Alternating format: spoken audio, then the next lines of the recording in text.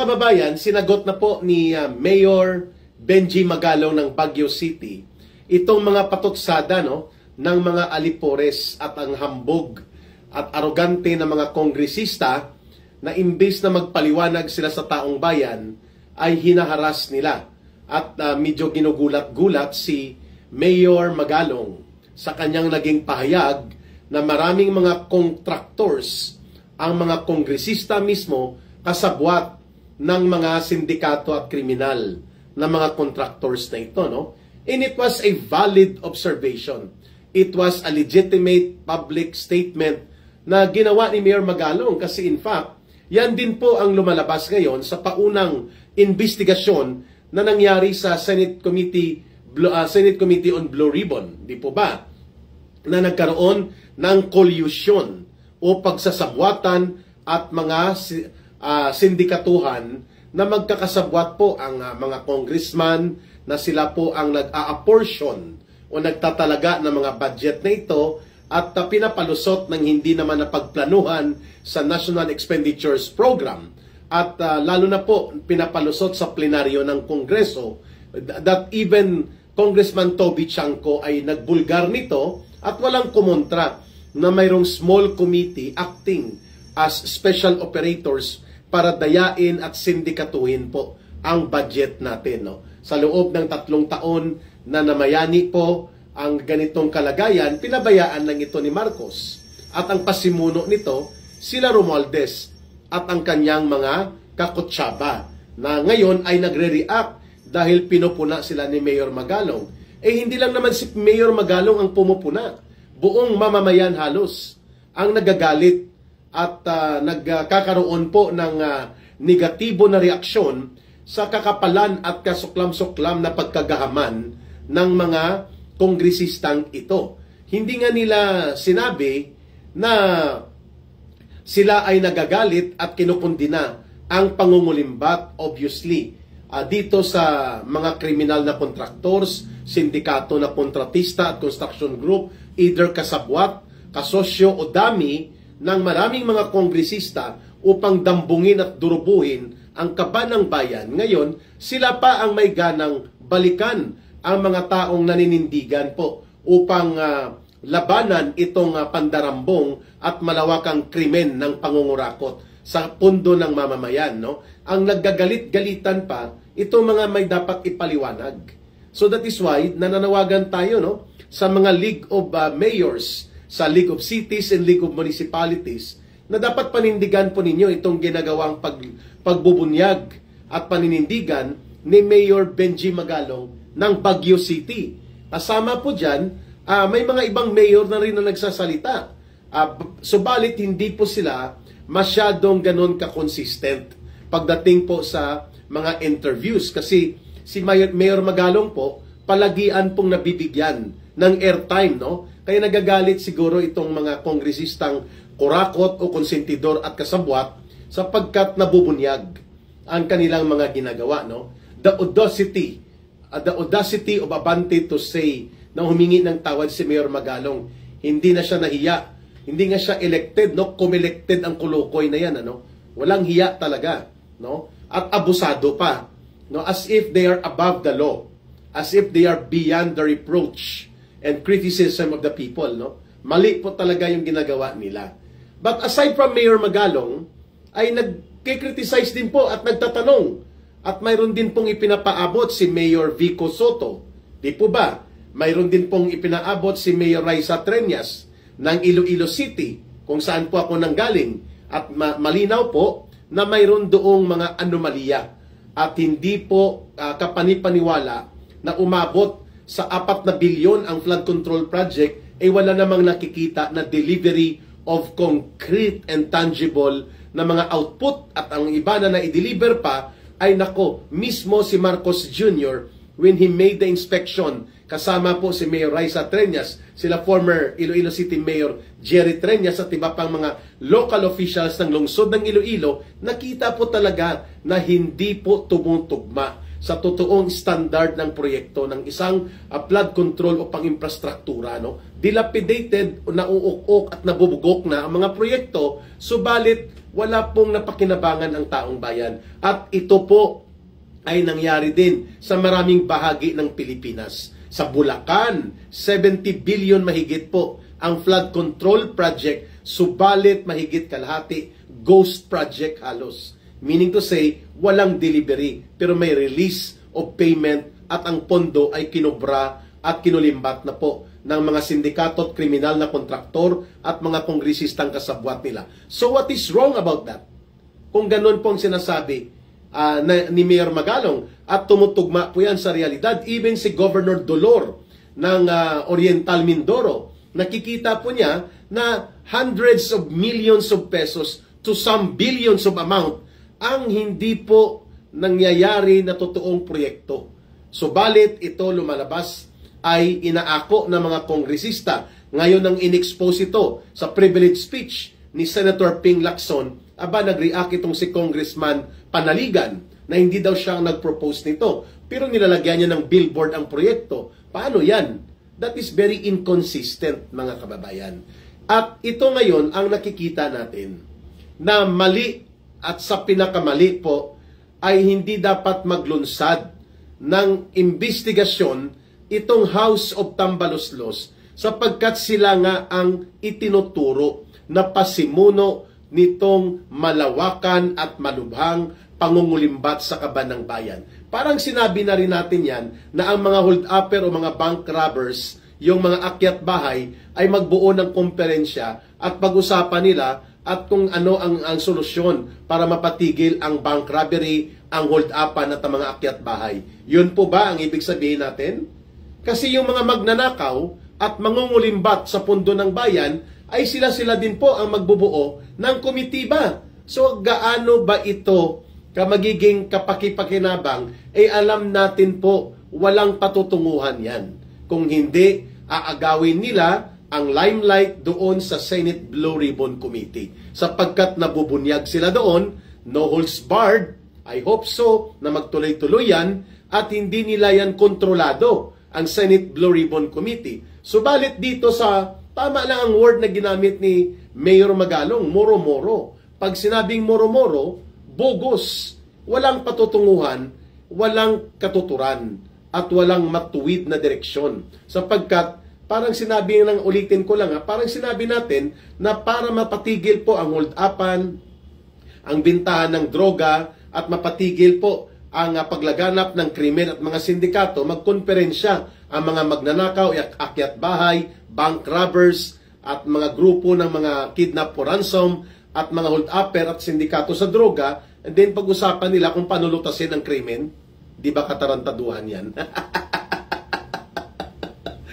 May babe. Gahaman sila ka Eric. Hey Diching, good evening ka Eric sa inyong manunood at Timoteo Bakdayan and Perlita Olar and si Caitlin Torino Mix Vlog, di ba? So it doesn't make sense at all.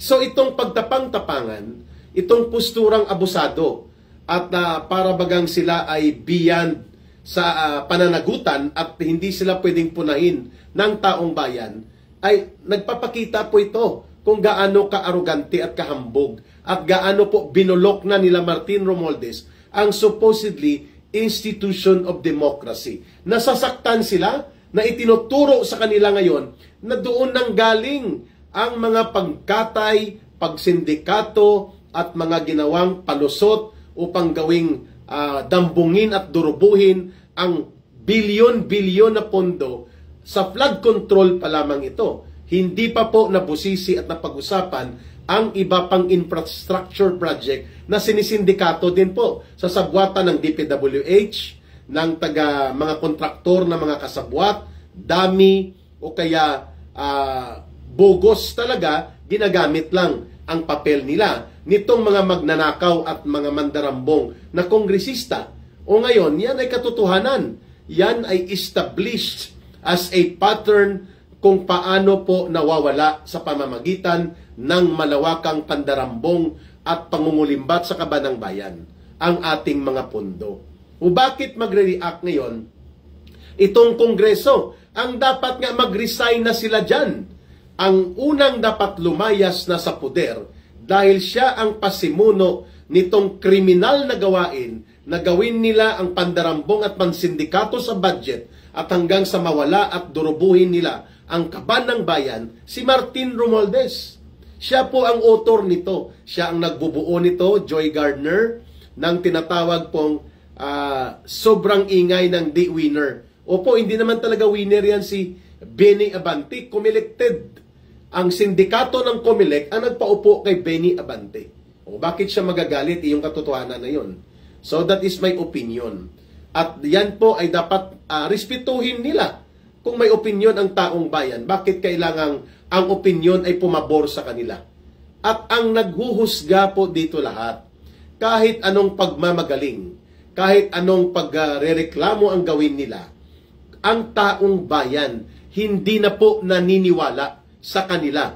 Lalo na kung itutuloy nila itong moro-moro, bugos at katarantaduhan na uri ng investigasyon daw sa flood control. Samantalang sila ang may kagagawan. Sila po ang may gumawa nitong mga bagay na ito sapagkat ang nagbulgar nito ay mismo kasamahan nila, si Congressman Toby Chanco. At ito ay walang nag-contest. Hindi nga nila masagot ng hinahanap na ni Congressman Toby Chanco on the floor sa bagong talaga nila na tirador nila sa Committee on Appropriations na si Swan Singh.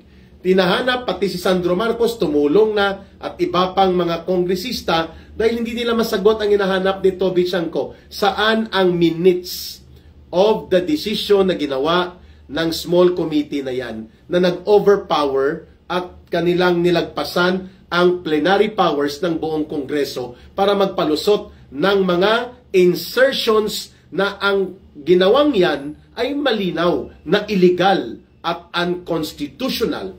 Saan nagbawas, sino ang binawasan, sino ang dinagdagan, sino ang gumawa nito. Sapagkat ginagawa po yan ng National Expenditures Program doon bago magsimula ang budget deliberation. Ang Kongreso ay magre-review at kanyang titingnan kung tumutugma ito sa tamang budget process at kapasidad na punduhan ng gobyerno ang mga nakatalagang expenditures. But Congress itself ay hindi po siya ang gumagawa at nagpiprepare ng budget. Subalit sa pagdating kay Martin Romualdez sa House of Representatives, hindi lang po plenary ang kanilang tinatapakan, kundi buong power ng Congress. Pag sinabing Congress, ang Senado at ang lower house o ang House of Representatives. Sapagkat pagdating po doon sa BICAM, may humihilot pa. Bago ipasa kay Marcos, may small committee pa pala na nagbibigay ng mga maniobra para gawing istapa at sindikato ang budget. Palulusutin nila ang mga pondo na hindi pinagplanuhan, hindi nakatakda, hindi inaral, upang ito ay saluin ng kanilang mga kontak sa DPWH at mga kontratista, lalo na po sa District Engineering Office, kung saan ang mga congressman po ang nagko-control ng mga engineers at itinatalaga sa District Engineering Office. Kaya nga kung dapat tapat, sincero at may seryoso na hakbang si Marcos tungkol dito at hindi ito gimmick ang kanyang isumbong sa Pangulo na mga pagbusisi daw at mga pag-review hinggil sa mga maanomalya at iskandalosong ninakaw at mga dinurobo na mga proyektong ito sa flood control, ang unang sasabihin kagad niya, magbitiw na ang kanyang secretary sa DPWH at ang lahat ng mga District Engineering Office i-dissolve at ipa-absorb na sa Regional District Office, sa Regional Office at lahat ng bidding na ay may COA na nakamasid from the start of the bidding at lahat ng 15 contractors na ito suspendido independently ang kanilang mga permit to join contracts at sila dapat ay ginagawa na ng case build-up. Yun po, we don't need anymore na magsawsaw pa ng parang chapsuy at pansit canton na investigation itong mga buaya at buitre ng Kongreso na doon nga nagsimula ang problema sa kanila. And yet ngayon, ang kanilang sinisisi, ang kanilang inaatake, tinatakot at gustong patahimikin at gustong iharas yung mga nagsasalita. No, kagaya po ng matapang na paninindigan ni Mayor Magalong ng Baguio City At bakit siya sinisingle out, no, mga kababayan? Kasi, sabi ko na nga, consistent ang kanyang mga pagpapahayag, no? Including itong mga panibagong expose na lumalabas ngayon, na mismo na ang taga DPWH ang nagbubulgar, na marami talaga ang mga ninanakaw na kaban ng bayan sa pamamagitan po ng pakikipagsabwatan ng mga kongresista at ng mga district engineering office nila. Yan po ay beyond question na. Ngayon, ang gagawin na lang dapat dyan ay ipabilis na ipatupad ni Marcos ang case build-up. And then, seryoso po na magsampa ng kaso, i-prosecute at yung mga kongresista na nai-involve dito, kilala din po nila ito kasi magkakasama sila, hindi nila dapat ito pinagtatakpan. And out of delicadeza, dahil involved ang marami sa kanila, mantakin mo 67 or more. J. Smith official, thank you sa iyong generosity sa pagpapakulay po ninyo. Deeply appreciated. Kaya we appreciate and salute the likes of Mayor Magalong, Mayor Vico Soto, Mayor Raisa Treñas, Governor Dolor, no, sa Oriental Mindoro. Notorious din ito ang Oriental Mindoro. Bilyones din po ang mga flood control projects doon na hindi napakinabangan dahil kung hindi ghost projects na wala namang delivery of output ay mga yung sinasabi ni Senator Marcoleta, 80% lupa, 15% lang ang semento, 5% maswerte ka kung may bakal pa. Yun. At ganoon din po si Mars V. Thank you sa pagpapakulay po. Deeply appreciated ni Ka Eric. Malaking tulong po ang inyong pagbibigay ng suporta.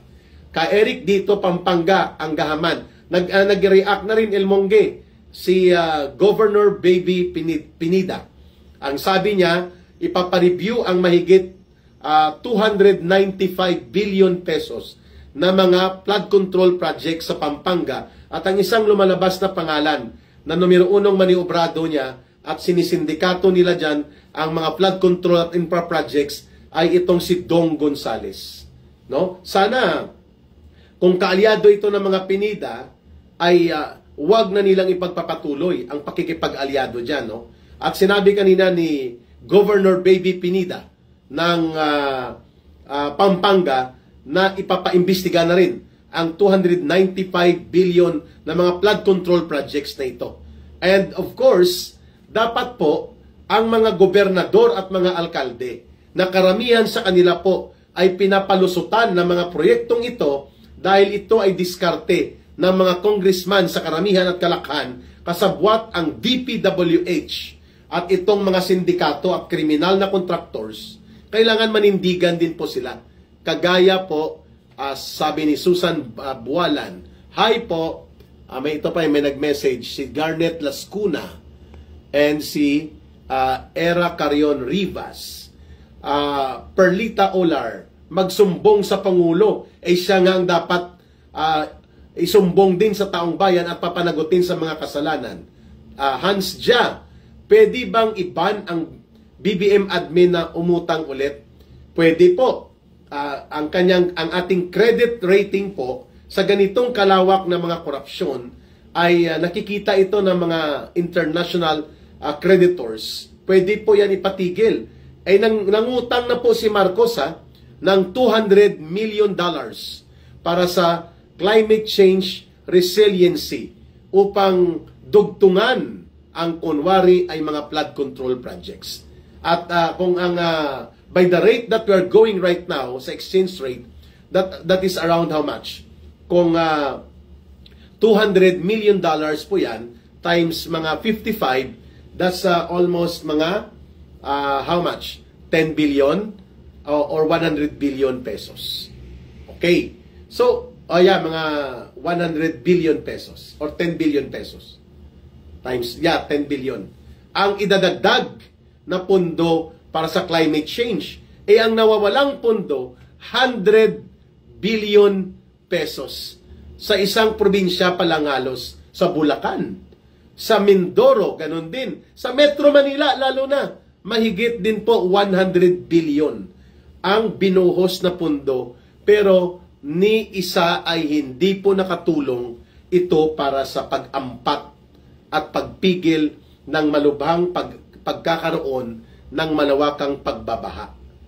Mga kababayan, ito po ay isang kahindik-hindik na episode ng ating political situation kung saan po ang Napoles scandal na mahigit 20 billion lang daw, pero may nagsasabi 500 billion yon, pero ito ay trilyon, mga kababayan, ang involved na pera. Kay Eric, takot yan si BBM kay Tamba, kay mabubuking siya sa kanyang mga mabibisto sa kasali siya. Norichan TV, good evening ka Eric, watching from Kyoto, Japan. Ibalik na dapat ang death penalty. I agree to that, mga kababayan. Dapat may death penalty na po. At kung sakali pong si Inday Sara Duterte na magiging Pangulo ng bansa, ay ating ikakampanya po yan. At pababain po natin ang threshold ng plunder, na ang amount ay hindi 50 million bago ka magkaroon ng plunder. Sapagkat ang plunder po ay life imprisonment po or reclusion perpetua ang kanyang hatol habang walang death penalty. Dapat 1 million na nagnakaw ka, automatic po ikaw ay hahatulan kung wala pang death penalty ng life imprisonment. Caitlin Torino, Mixed Vlog. Like na po mga kababayan. Thank you Caitlin sa pagkampanya. Balea Quito and Angie Banyes. Good evening sa inyong lahat from Makati. Si Jason Shotwell. Sino pa? Mercy Dionio. Gandang gabi ka Eric. Ito pa may mga nagko-comment. Tingnan natin. Si Marilyn Orig. Like muna tayo. Thank you Marilyn Orig. Kaya po si Ka Eric ay hindi po tumitigil din. Sapagkat magpapatawag daw next week, I think Tuesday, itong mga walang kahihiyan, ang kakapal ng pagmumukha na sila na ang itinuturo na pinagmumulan ng malawakang pandarambong, sila din po mag-iimbestiga ng sarili nila. Tingnan mo yan kung may nikatiting pa, kung nag-aral ito sila ng mga elementarya at hindi sila naturuan ng tinatawag na ethics and delicadeza. Kaya nila ito ginagawa, no? Nakakahiya. Uulitin ko, parang sinabi natin na ang magkokomperensya upang lutasin ang pagnanakaw at pandarambong ay mismo ang mga inakusahang mandarambong. So anong kahinatnan yan? Sana makulong ang mga yan.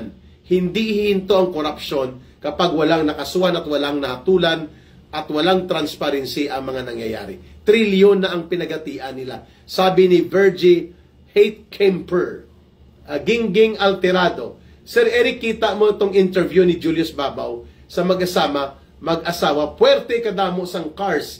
At sabi nga ni Senator Marcoleta, kapag napatunayan po na itong Diskaya family na nagmamay-ari ng 3 pero 9 daw ang mga dummy contractors group nila, pero ang natukoy na sa kanila ay Alpha and Omega, Saint Timothy, at saka itong Saint Gerard. Sabi ni Senator Marcoleta, when the cases will be filed and the evidence will be strong, ang lahat ng kayamanan nila, pati bangko nila, at pati po ang kanilang mga ari-arian, bahay at mga sasakyan, ay pwedeng kumpiskahin o i-garnish ng government dahil ito po ay ill-gotten wealth. Ito. Galing sa nakaw po yan, mga kababayan. Risa Alejandrino, nakaabot ako sa live no ka Eric. Thank you, Riza. Carlos Aguilar, bigay na agad. Jan God, ka Eric, pa-PM po, no? Private message. Okay. Elmongge, malala ang tama ni Da Junior. Opo, kasi nga, puro lang siya galit-galitan. People are looking for actions. Hindi na po kailangan, sabi nga ni Senator Marcoleta, hindi natin patatagalin pa ang investigasyon na ito. Sapagkat malinaw naman po, klaro na, the pattern is established. There is a grand collusion na umiiral. DPWH, sangkot yan. Kongreso, lalo ng House of Representatives, may small committee at may mga palusot na panindikato at pang-istapa. And then mga contractors, either bogus, kasabwat, or dami. Good evening ka, Eric, nakaabot din sa live mo. Sabi ni Salvacion Baconyata.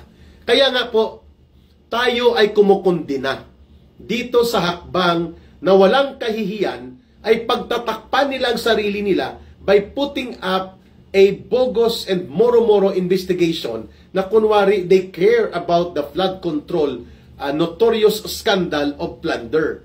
Hindi po, doon na nga nagsimula sa inyo ang problemang ito, therefore, wag nyo nang sausawan pa at nabubuksan na po ito ngayon sa Senate Blue Ribbon Committee.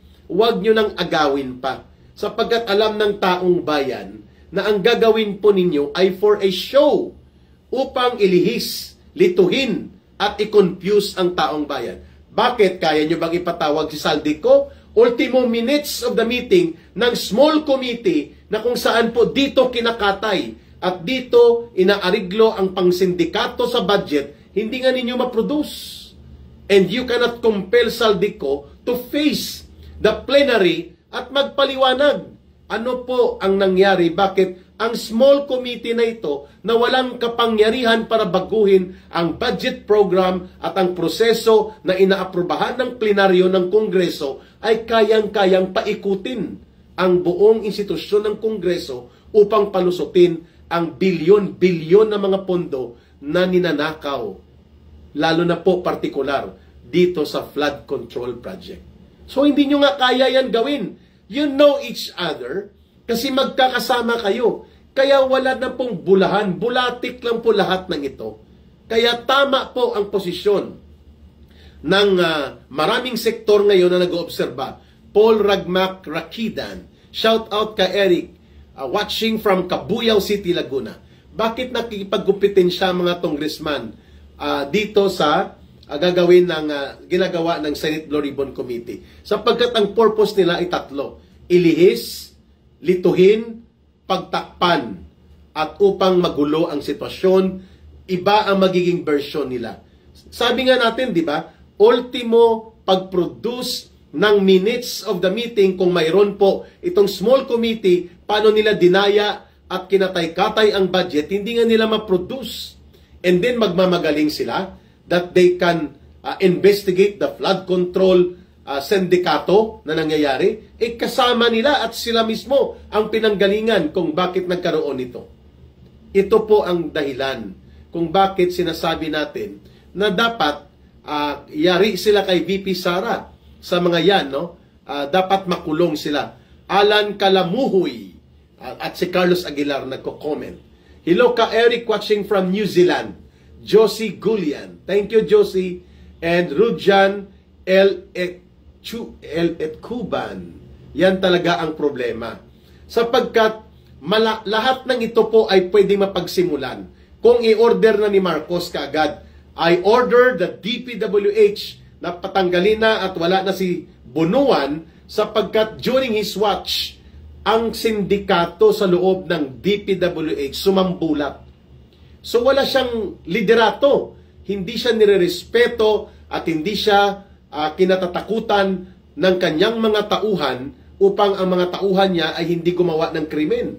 Ang krimen ng paninindikato at pangungulimbat ng mga pundong ito ay hindi mangyayari kung hindi po kasabwat ang DPWH na siyang naging daluyan or conduit ng mga pera na inallocate mula sa Kongreso and then hihigupin mula sa DPWH papunta sa mga kasabwat na sindikato at kriminal na contractors.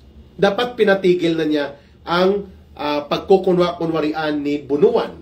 Tanggalin na dapat ito, no, si Bunuan, sapagkat hindi naman ito nagpapakita ng matino at maayos at matatag na pamumuno sa isang sensitibong ahensya ng gobyerno kung saan doon po hinihigop ang sinindikato na pandarambong sa kaban ng bayan. Not just pertaining to the flood control projects. Pangalawa, dapat pinadissolve na ni Marcos ang mga engineering district na ito at lahat i-absorb na sila sa kanilang regional offices and there will be no bidding at the district engineering anymore sapagkat regional office with the presence of COA. Lahat naman ng regional offices ay may regional office din ang Commission on Audit. At dapat po mayroong mga third-party observers. Halimbawa, i-observe ng Integrated Bar of the Philippines sa region na yan, mga abogado, ang nangyayari po para bago pa man magsimula ang mga bidding na ito, nakikita ng mga independent observers at may permanent audit na nagbabantay. And then ang 15 contractors na ito or lahat ng kasabwat na under investigation ay kaagad po indefinite suspended na hindi sila makapag-participate. At magkaroon ng immediate case build up against them and those ng mga pinangalanan na mga contractors, may-ari nila at pati po ang mga kasabwat nilang taga DPWH at pati mga kongresista. Pakasuhan na dapat ni Marcos, including po ang pagsipa kay Martin Romualdez. Sapagkat ang pasimuno nito lahat, inamin na ni Bunuan wala na silang lusot pero nandyan pa rin si Bunuan, Rosel Española. That's my point, no? Ang cringy ni Abante, dinadaan lang sa English pag naghihiring, wala namang sense. Correct, no? Ang tawag ko nga dyan sa kanya, banal na aso, santong kabayo. No? Kaya ang purpose talaga niyan ni Abante ay marunong and then gamitin ang Kongreso para po lituhin at guluhin ang sitwasyon kung saan po nabubuksan na sa Senado ang ganitong mga karumal-dumal na pandarambong na nagsisimula po sa kasindikatuhan sa paggawa nila ng kalukuhan at katarantaduhan sa budget sa Kongreso.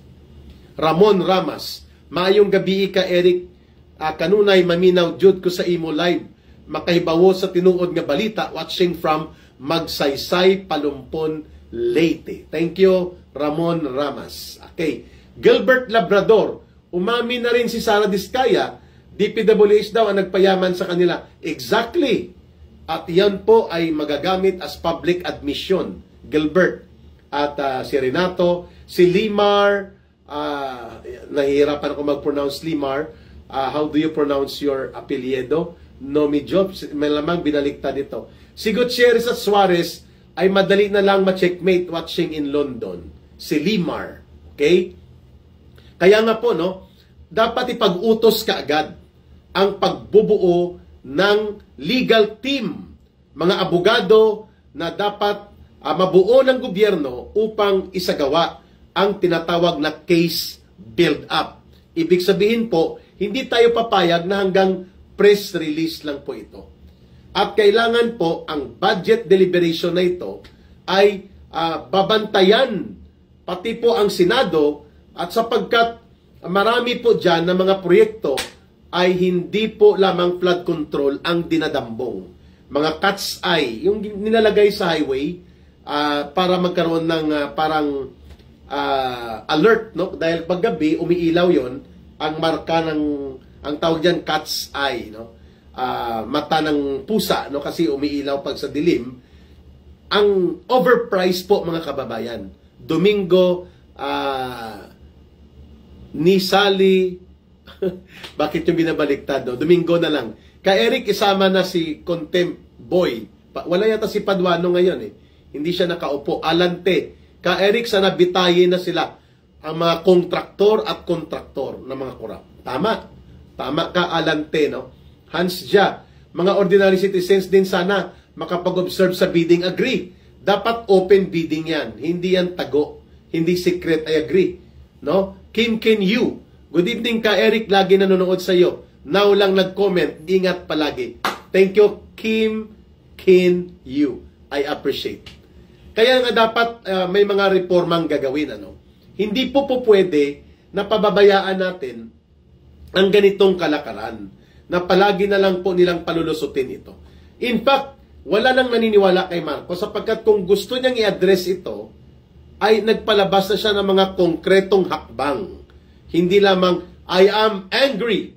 No, that is not enough, Mr. Marcos. You have to kick the back of you have to kick the ass of Martin Romualdez. Tadyakan mo ito at tanggalin mo ito bilang Speaker of the House if you are not beholden and in cahoots or in collusion with him sa nangyayaring itong karumal-dumal na pagdarambong sa kaban ng bayan. Kung hindi mo gagawin yan, kasabwat kayo. 3 kayo ng asawa mo. na gumagawa nito. Kaya wag mo nang pasakayin pa ang taong bayan. Pero kung totoo at seryoso ka na gagawin mo ito, unahin siyang tanggalin. Pangalawa, ang lahat po dyan sa mga kongreso na involved dito, like sila Saldico, Dong Gonzales, J.J. Suarez, Benny Abante, yung mga abusador na to at mga gahaman sa poder at kapangyarihan at pondo, ay dapat ito din po ay mapaimbestigahan sila. Sila pa ngayon ang may ganang magtapang-tapangan at gigipitin at susupilin ang taong bayan. Mga kulukoy, ano? Akala nila Roy Funa Gonzales, hindi maninindigan ang mamamayan dito. Dapat imbestigahan din ang mga projects sa distrito ni Abante at nila Chua at Valeriano, Roy Funa Gonzales. Okay? So hindi po tayo titigil dito sapagkat kapag nagkaroon po ng pagkalingat ang mamamayan, hindi lang mga cat's eye ang kanilang tinitira, billion din po pati po ang mga solar lightings. Pati po ang mga road projects na kunwari ay farm to market pero bumalik na pala ang farm to pocket road, mga kababayan. So corruption is the central issue that will bring Marcos down from his power. Kung hindi niya po ito lulutasin at tatakpan-takpan at dadalhin niya lang sa gimmick-gimmick ng press release, ang taong bayan po ay may hangganan ang kanilang pagpapasensya. Hello kabayan, Palunpon, Renato, tayo'y namanindigan, Romualdez Marcos Buaya, shout out from Mahaplag, Leyte. Thank you, Renato. Ibang klase ang mga congressman natin ka Eric, no? Sila pa ang mga itinuturong pasimuno ng nakawan at dambungan at durubuhan, sila pa ang may ganang mag-imbestiga. Wow, okay lang kayo. Mga kababayan. So, dapat po magbantay tayo, magmatyag tayo. Let's do our good citizens' duty. Saan man po kayo ngayon, sa abroad man kayo o sa Pilipinas, may mga pamilya po tayo dito. Share this video at upang po magkaroon ng lakas ng loob, matibay na paninindigan at malinaw na pagtanaw sa kalagayang ito ang ating mga mamamayan.